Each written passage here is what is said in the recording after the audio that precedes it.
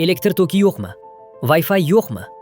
Ko'pchilik aynan shu sababli kamera o'rnata olmaydi. Ammo endi elektr ham, internet kabeli ham kerak emas. Bugun sizlarga Izvis sim karta va quyosh panelli kamerasini ko'rsataman. Bu kameraning eng katta afzalliklaridan biri quyosh paneli. Kunduz kuni quyosh energiyasini yig'adi va kamerani doimiy quvvat bilan ta'minlaydi. Elektr energiyasi bo'lmagan joylarda ham nazorat to'xtamaydi. Bu kamera uchun Wi-Fi qidirib yurishingiz shart emas. Oddiy sim karta o'rnatiladi va kamera 4G tarmoq orqali internetga ulanadi. Shu sababli uni istalgan ochiq hududga o'rnatish mumkin. Oddiy kamera faqat bitta tomonni ko'radi. Bu kameramiz esa chapga va o'ngga burilib katta hududni kuzata oladi.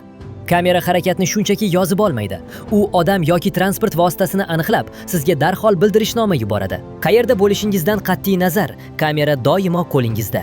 Bu kamera ayniqsa elektr va internet muammosi bo'lgan joylar uchun ideal. Hovli uylar, dala hovlilar, fermer xo'jaliklari, omborlar va qurilish obyektlarida juda qulay yechim hisoblanadi. Aynan shu sababli biz uni mustaqil kamera deb ataymiz. Toksiz ishlaydi, Wi-Fi siz ishlaydi, lekin nazoratsiz qoldirmaydi. Agar siz ham elektr yoki internet bo'lmagan joyga kamera qidirayotgan bo'lsangiz, Izvis kamerasi eng yaxshi variantlardan biri. Batafsil ma'lumot va buyurtma uchun kommentariyaga yozing. Darhol siz bilan bog'lanamiz.